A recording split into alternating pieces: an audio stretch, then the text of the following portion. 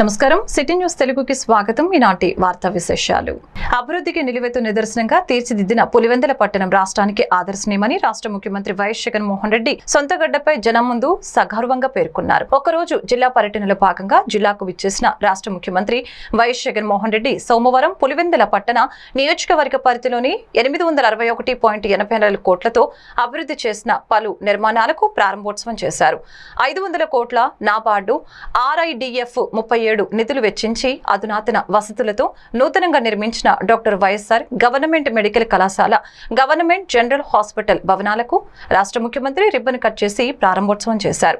ఇందులో ప్రతి ఏడాది 150 మంది వైద్య విద్యార్థుల అడ్మిషన్తో పాటు మొత్తం 750 మంది విద్యార్థులు 627 పడకల కెపాసిటీతో టీచింగ్ హాస్పిటల్, మెడికల్ కళాశాల, నర్సింగ్ కళాశాల, బాయ్స్ గర్ల్స్ హాస్టల్ భవనాలను ఏర్పాటు చేయడం జరిగింది. ఈ మెడికల్ కళాశాల ప్రాంగణంలో ప్రధానంగా OPD block, IPD block, 24/7 acute care block భవనాలు ఉన్నాయి. ఈ కార్యక్రమంలో రాష్ట్ర ఉప ముఖ్యమంత్రి SB అంజాద్ బాషా, జిల్లా ఇన్ఛార్జి మంత్రి ఆదిమూలపు సురేష్, ఎంపీ అవినాష్ రెడ్డితో పాటు వైద్య ఆరోగ్య శాఖ కమిషనర్ MT కృష్ణబాబు, పాడా OND అనిల్ కుమార్ రెడ్డి, పలువురు రాష్ట్ర, జిల్లా స్థాయి అధికారులు, స్థానిక నాయకులు, అధికారులు తదితరులు పాల్గొన్నారు.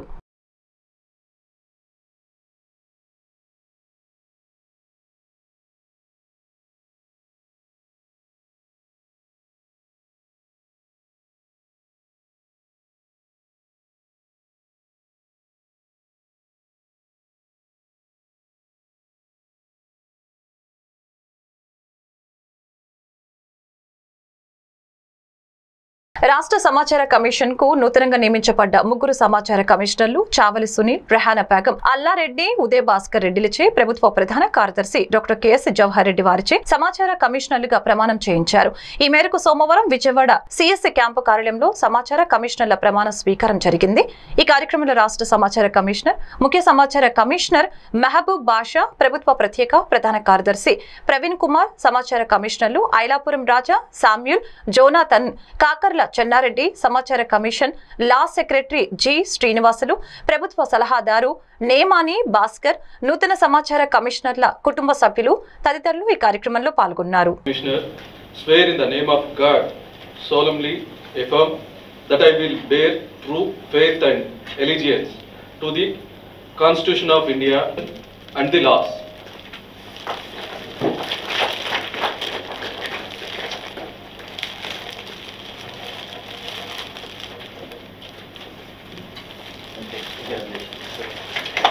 Uday Bhaskar Reddy having been appointed State Information Commissioner, swearing in the name of God, solemnly affirm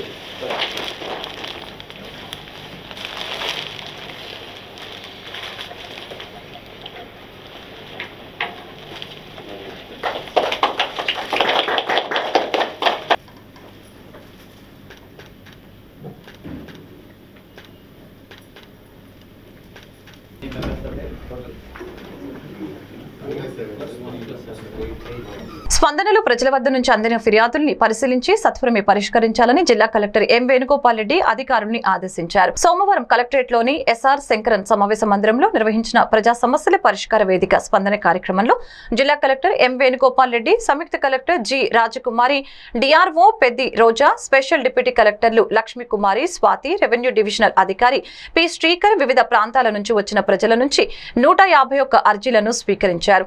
ఈ సందర్భంగా జిల్లా కలెక్టర్ M వేణుగోపాల్ రెడ్డి మాట్లాడుతూ ప్రజల వద్ద నుంచి అందిన స్పందన అర్జీలను నిర్ణీత గడువులోగా నాణ్యతగా పరిష్కరించాలని తెలిపారు. పరిష్కరించిన ఫిర్యాదులు తిరిగి రీఓపెన్ కాకుండా అధికారులు చర్యలు తీసుకోవాలని అన్నారు. ఈ కార్యక్రమంలో హౌసింగ్ ప్రాజెక్టు డైరెక్టర్ వేణుగోపాల్, సాంఘిక సంక్షేమ శాఖ DD మధుసూదన్ రావు, జిల్లా వ్యవసాయ అధికారి N Venkateswarlu, DSO Komali Padma, DMNHO doctor Vijayalakshmi, DEO Sailaja, CPO Seshasri, DTC Sheikh Karim తదితర జిల్లా అధికారులు పాల్గొన్నారు.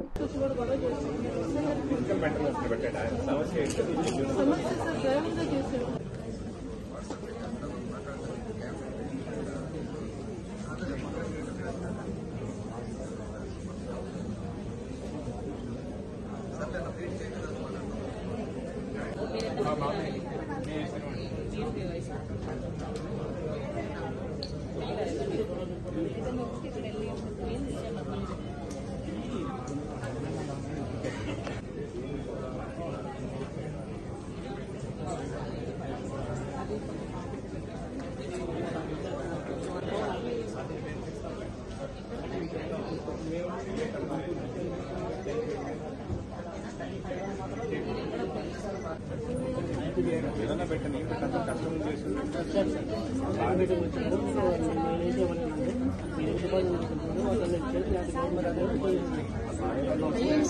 కేసు వాయిదా అయిపోయింది ఆర్డర్ అయిన తర్వాత ఈ లోపలనే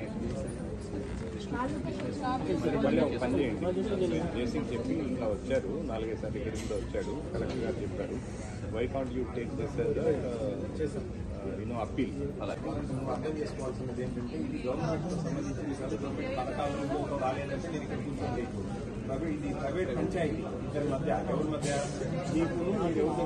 గుంటూరు నగరానికి విచ్చేసిన మిజోరాం గవర్నర్ కంబం హరిబాబును గుంటూరు పశ్చిమ నియోజకవర్గం తెలుగుదేశం పార్టీ నాయకుడు తాళ్ల వెంకటేష్ యాదవ్ శుక్రవారం మర్యాదపూర్వకంగా కలిశారు. ఈ సందర్భంగా వెంకటేష్ యాదవ్ మీడియాతో మాట్లాడుతూ గుంటూరు రావటం చాలా సంతోషంగా ఉందని గవర్నర్ తెలిపారు. గవర్నర్ ని ఘనంగా సత్కరించుకున్నామని, అనంతరం పలు అంశాలపై వారితో చర్చించామని అన్నారు. గవర్నర్ మాట్లాడుతూ మహాశివరాత్రి పర్వదినం సందర్భంగా రాష్ట్ర ప్రజలందరికీ గవర్నర్ శుభాకాంక్షలు తెలిపారు. అత్యంత పవిత్రమైన ముఖ్యమైన ఆధ్యాత్మిక పండుగ మహాశివరాత్రి శివుని ఆరాధించడం అత్యంత పవిత్రమైనదిగా భావిస్తున్నట్లు తెలిపారు. ఈ కార్యక్రమంలో తాళ్ల వెంకటేష్ యాదవ్, మిత్రమండలి సభ్యులు తదితరులు పాల్గొన్నారు.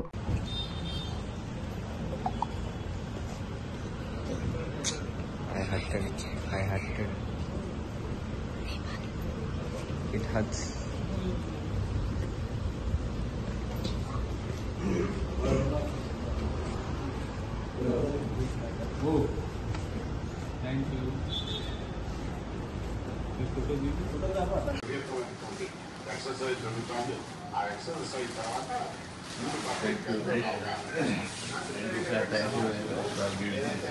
బీజేపీ 6 పార్లమెంట్ స్థానాలు 10 అసెంబ్లీ స్థానాలు అడుగుతున్నట్టుగా ఉంది. సో అన్ని స్థానాలు అటు ఇటు మార్పులు ఉండడానికి అవకాశం ఉంది. అందువల్ల ఏంటంటే జనరల్ గా పొత్తులో ఇప్పుడున్న ఎక్సర్సైజ్ లో భాగంగా ఎవరెవరికి ఏ స్థానాలు కేటాయించాలి ఎట్లా ఉండాలి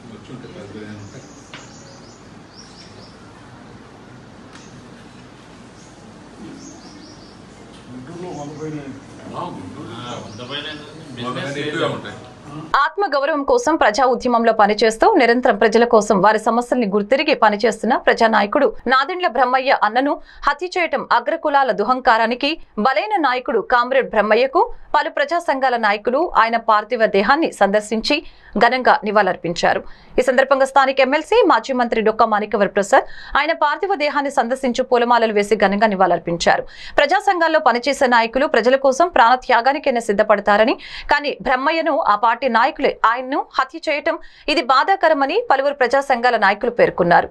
ఈ కార్యక్రమంలో ప్రముఖ బీసీ నాయకులు వైకే మాల్యాద్రి, భోజన కారాడాల నాయకులు, దళిత నాయకులు పాల్గొని అనంతరం తన స్వగ్రామమైన ఎర్రబాలెంలో అంత్యక్రియలు కుటుంబ సభ్యుల మధ్య నిర్వహించారు.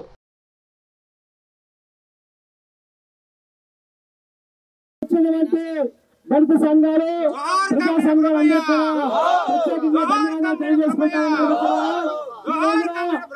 తీసుకొని మన బ్రహ్మయ్య భారతీయ దేహాన్ని మంగళగిరి ఎర్రబాలెంలో అక్కడ అంతిమ సంస్కారాలు 81, 82 ప్రాంతాల నుంచి విప్లవ విద్యార్థులు ఉద్యమం కానించి ప్రారంభించి దాదాపు 42 సంవత్సరాల పాటు ప్రజా జీవితంలో పనిచేశారు. అటువంటి చాలా గొప్ప త్యాగజీవి అయినటువంటి ఆ కామ్రేడ్ని విప్లవ ముసుగులో ఉన్నటువంటి ఒక అరాచక గుంపు, ఒక ముఠా గుంపు అగ్రకుల అహంకారాన్ని నింపుకొని ఇవాళ కామ్రేడ్ బ్రహ్మణ్ణని హత్య చేశారు. కారణం చాలా చిన్న కారణాలు మాత్రమే వాళ్ళు చూపింది. ఆయన పైన కొన్ని ఆర్థిక ఆరోపణలు చేశారు. ఈ ఆర్థిక ఆరోపణలకి ఇటువంటి విషయాలన్నిటి మీద నిరూపణలకు నేను సిద్ధమని ఆయన ప్రకటించినా కూడా అవి తేల్చకుండా దళిత ఉద్యమాలలో, బహుజన ఉద్యమాల్లో ఈ మధ్యకాలంలో యాక్టివ్గా పనిచేస్తూ ఉన్నారు. దాన్ని జీర్ణించుకోలేక కామ్రేడ్ ఇవాళ హత్య గురించి కాబడ్డాడు. కాబట్టి అక్కడ నాయకత్వ స్థానంలో ఉన్నటువంటి ముఖ్యంగా కామ్రేడ్ చంద్రం ఎవరైతే ఉన్నారో అతను ఒక అగ్రకుల కమద్రంకారి. ఈ కమద్రంకారి దాదాపుగా గత 10-15 సంవత్సరాల్లో కామ్రేడ్ అంగర చెన్నయ్య లాంటి ఒక ఫెమిలియర్ ఫిగర్ను కూడా గుంటూరులో హత్య గావించడం జరిగింది. అదే సందర్భంలో ఇంకా మాకు వెంకట్రావు లాంటి వాళ్ళు పల్నాడులో మరొక గత 40 సంవత్సరాలుగా ఆయన విప్లవోద్యమంలో పనిచేశాడు. పీడిత ప్రజలతో కలిసి వాళ్ళతో బ్రతికి వాళ్ళతో నివసించి వాళ్ళకు నాయకత్వం వహించినటువంటి గొప్ప నాయకుడు. ఇక్కడ గొట్టిపాడు దగ్గర నుంచి గుంటూరులో ఉన్న ప్రజా సంఘాలన్నిటితో కూడా కలిసిమెలిసి ఉండేవాడు. చాలా అతనికంటే చాలా చిన్న వయసు వాళ్ళని కూడా అన్న అని పిలిచేటువంటి సంస్కారం అయింది.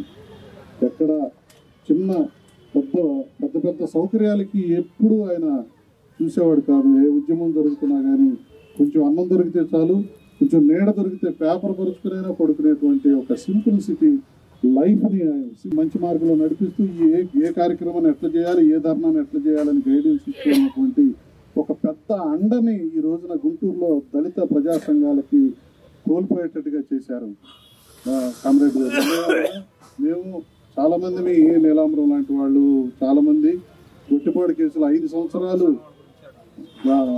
సంవత్సరాల పాటు గొట్టిపాడు కేసులో వాయిదాలకు తిరిగిన అనుభవం ఉన్నది. ఈ హత్యని ప్రతి ఒక్కరూ ఖండించాలి. ఇది జోహార్ కామ్రేడ్ బ్రహ్మయ్యన్న. ఇలా సుదీర్ఘ కాలం సాయుధ విప్లవోద్యమంలో పనిచేసిన బ్రహ్మయ్యన్న అనేక భూ పోరాటాలు చేశారు. ఆయన కుటుంబం అంతా కూడా విప్లవోద్యమానికి అంకితమైంది. కానీ ఒక భయంకరమైన స్థితిలో ఆయన ఆ పార్టీలో ఉన్నటువంటి చంద్రన్న అనే ఒక అగ్రకుల దురంకారి చేతిలో ఆయన చనిపోవడం అనేది చాలా బాధాకరం. అయితే మొత్తం విప్లవోద్యమంలో అగ్రకులస్తులు లేరు.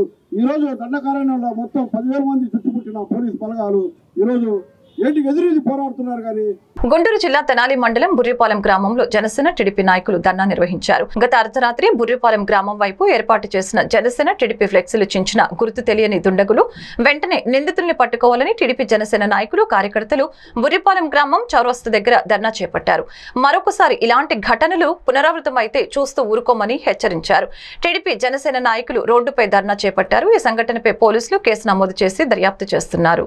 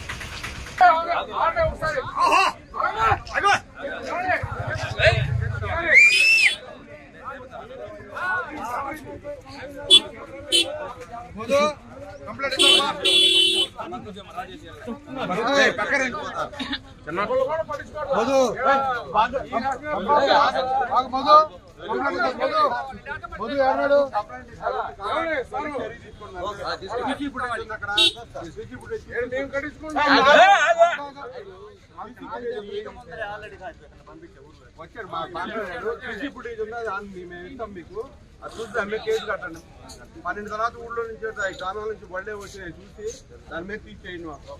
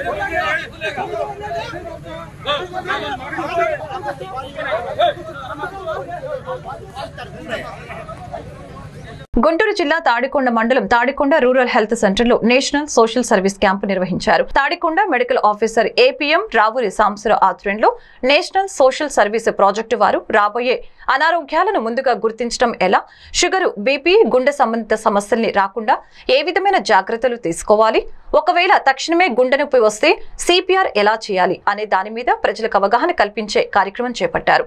ఈ కార్యక్రమంలో జూనియర్ డాక్టర్స్ మరియు మండల పరిధిలోని ప్రజలు పాల్గొన్నారు.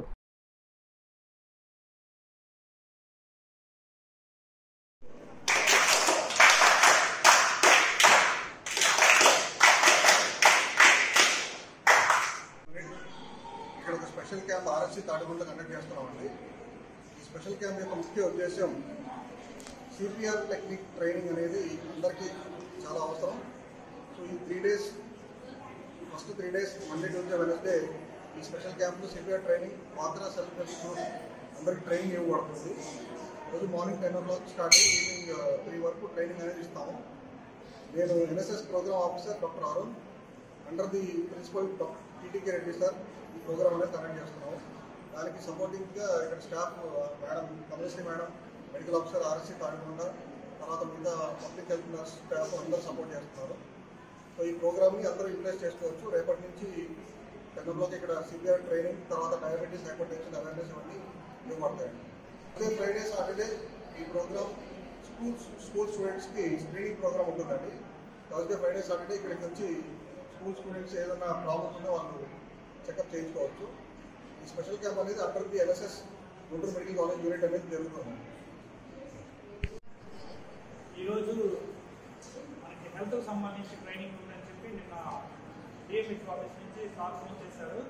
చేస్తే హెల్త్ కంటే డ్వాక్రా ఉమెన్స్కి చాలా ఉపయోగపడింది, కంపల్సరీగా ఎన్ఎస్ఎస్ తరఫున ఒక ట్రైనింగ్ ఇస్తే బాగుంటుందంటే, సరే ఎంతమందిని గ్యాదర్ చేయాలి సార్ అంటే ఒక 60 మంది కావాలంటే, సరే నేను 100 members పంపిస్తానంటే చెప్పి మన యానిమేటర్స్కి స్టాఫ్ ఫీల్డ్ లెవెల్లో ఉన్న స్టాఫ్ ఫోన్ చేసి చెప్పాను.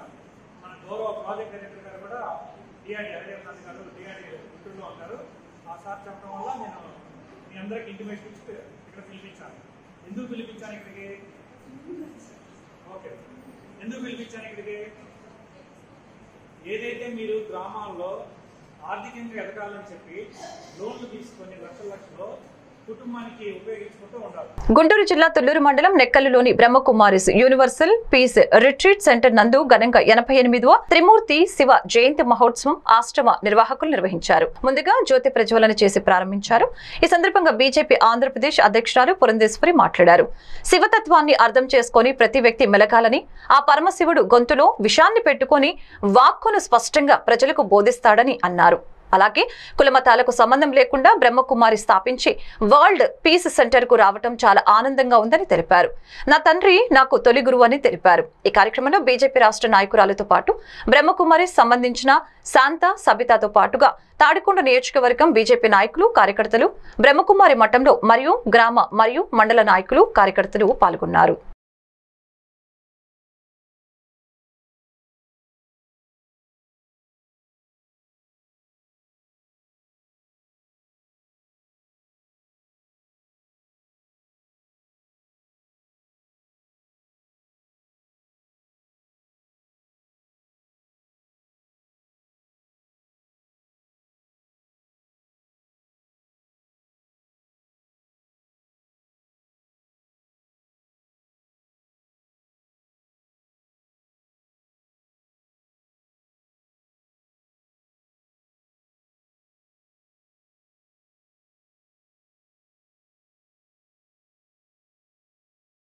మరి హత్యాకాండాల వరకు దారి తీయటం, ఇదంతా కూడా మనం సమాజంలో చూస్తున్నాం. మనం పత్రికల మాధ్యమంగా, ప్రసారాల మాధ్యమంగా కూడా మనం వింటున్నాం, మనం అర్థం చేసుకుంటున్నాం.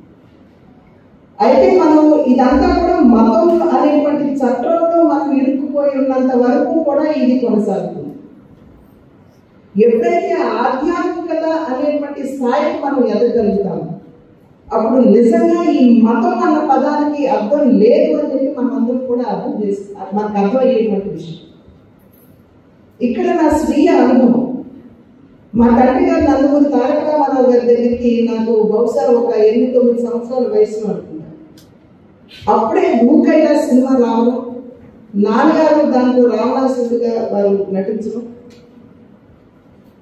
అండ్ నాన్నగారు జయంతిని మనం నిర్వహించుకోవడానికి భక్తులందరూ కూడా ఇక్కడ సమావేశం కావడం జరిగింది.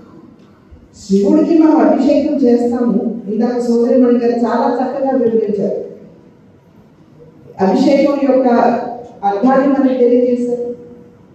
ఉపవాసం గురించి మనకు తెలియజేశారు. ఉపవాసం అంటే మీరు చెప్తున్నప్పుడు దిగి నాకు మా తల్లిగారు గుర్తొచ్చారు. మా తల్లిగారు చెప్పేవారు, పొద్దున్నే ఇంట్లో 6 గంటల మా ఇంట్లో అంటే నేను నాన్నగారి ఇంట్లో పూజ అయిపోవాలి. ఆ గంట 4 ఆఫీస్ చాలా శాంతంగా ఆయన ధ్యానం చేస్తూ కనపడుతున్నారంటే మనం కూడా ఆ స్థాయికి ఎదిగేటువంటి సామర్థ్యం మనలో ఉన్నది. దాన్ని ఏ విధంగా పెంపొందించుకోవాలి. కనుక శివుడిని కేవలం మన అభిషేకంతో బిల్వపత్రంతో లేకపోతే దీది గారు చెప్పినట్లుగా జీడి పువ్వులతో మనం పూజ చేసి అభిషేకం చేయడం మాత్రమే కాదు, ఆ శివత్వాన్ని ఏ విధంగా మనలో మనం మమేకం చేసుకుంటాం అనేటువంటి విషయం చాలా చాలా ప్రధానమని చెప్పి భావిస్తూ ఇంతమంది పెద్దలు ఉన్నారు వాళ్ళందరికీ తెలియడం. ఆంధ్రప్రదేశ్ వర్కింగ్ జర్నలిస్ట్ ఫెడరేషన్ రాష్ట్ర నాయకత్వం ఇచ్చిన పిలుపుల భాగంగా జర్నలిస్టులకు ఇళ్ల స్థలాల మంజూరు అంశంపై సోమవారం తెనాలి సబ్ కలెక్టర్ కార్యాలయంలో డిటి సుధా కిరణ్మయికి ఏపీడబ్ల్యూజేఎఫ్ రాష్ట్ర కార్యవర్గ సభ్యులు కనపర్తి రత్నాకర్ నాయకత్వంలో ఫెడరేషన్ సభ్యులు వినతి పత్రాన్ని అందజేయడం జరిగింది. ఈ సందర్భంగా రత్నాకర్ మాట్లాడుతూ జిల్లాలో అన్ని నియోజకవర్గ కేంద్రాల్లో జర్నలిస్టులకు 3 సెంట్ల ఇంటి స్థలం కేటాయింపు వెంటనే జరిగినందుకు వీలైన చర్యలు తీసుకోవాలని విజ్ఞప్తి చేశారు. వీలైనంత త్వరగా తుది జాబితాను తయారు చేయాలని, వెంటనే ఆ జాబితా విడుదల చేయాలని కోరారు. జాబితాలోని జర్నలిస్టులకు ఆయా మండలాల్లో జిల్లా కేంద్రాల్లో ఎంత భూమి అవసరమో అంచనాలు తయారు చేసి అందుబాటులో ఉన్న భూమి వివరాలను సేకరించాలని విజ్ఞప్తి చేశారు. ఈ కార్యక్రమంలో ఏపీడబ్ల్యూజేఎఫ్ రాష్ట్ర నాయకులు SS Zaheer, Bachchu Suresh Babu, M Subbarao, P Punnaiah, Ambati Shyam Sagar, B Chandramohan, CH Chandrasekhar, U Shanmukheswararao, G Prakash Rao, D Nagaraju, A Sambasivarao, Kareti Sambasivarao, సభ్యులు ఉన్నం భూషణం శ్రీనివాసు, వి లక్ష్మణరావు, వి నాయుడు, ఏ సంజయ్ కుమార్ తదితరులు పాల్గొన్నారు.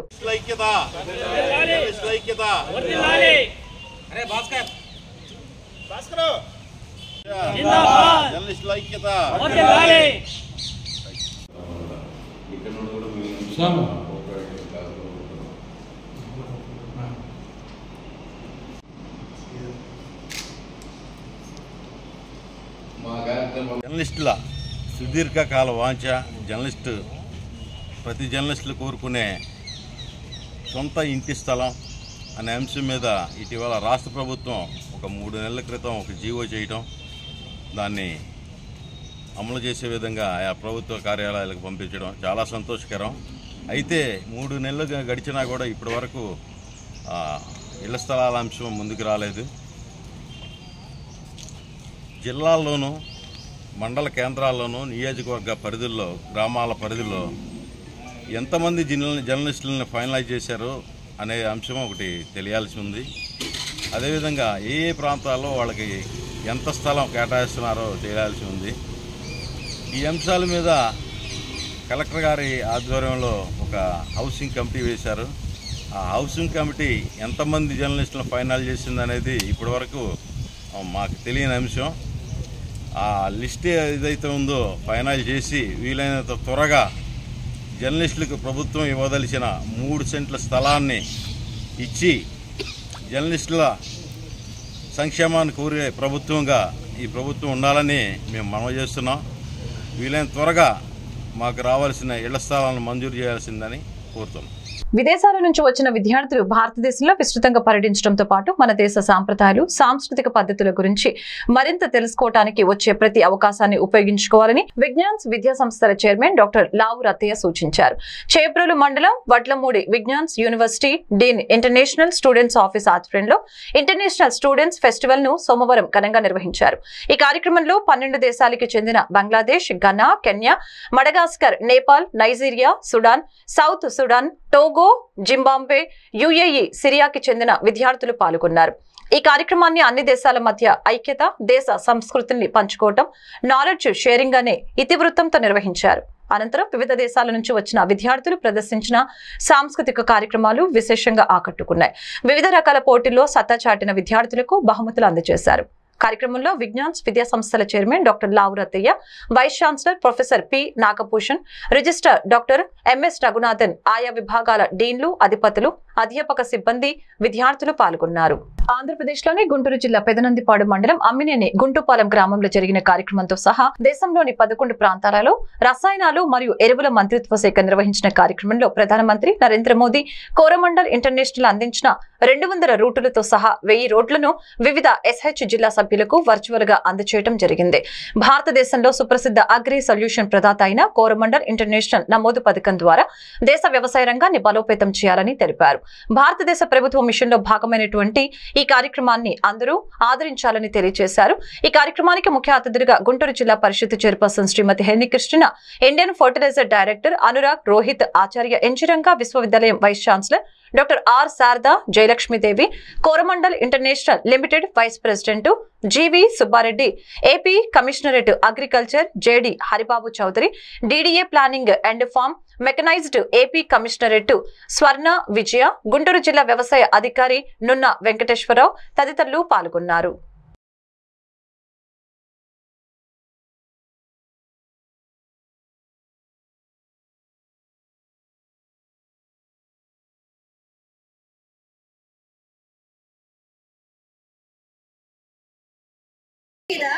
ఎన్నో మినిస్ట్రీస్ ని ఎన్నో రంగాలలోని తీసుకొచ్చి వేరియస్ లైన్స్ మీద అన్నిటిని సేఫ్ గార్డ్ చేసుకుంటూ దీన్ని ఇలా ఒక ప్రత్యామ్నాయంగా అగ్రికల్చరల్ సెక్టార్ లోకి తీసుకురావడం అనేది మామూలు విషయం కాదు. అండ్ దీన్ని మనం అగ్రికల్చరల్ సెక్టార్ లోకి తీసుకెళ్లిన తర్వాత మనకి చక్కగా ఏర్పాటు చేసినటువంటి ప్రతి ఒక్కరికి పేరు పేరు వరుసన నా హృదయపూర్వకమైనటువంటి నమస్కారాలు. ముఖ్యంగా ఎవరైతే నాకు తెలిసి దాదాపు 108 మంది ఈ డ్రోన్స్ అందుకుంటున్నట్లు నాకు చిన్న సహాయం అందింది. వారందరికి కూడా నా హృదయపూర్వకమైనటువంటి కృతజ్ఞతలు, ధన్యవాదాలు, కంగ్రాచులేషన్స్ చెప్తా ఉన్నాను.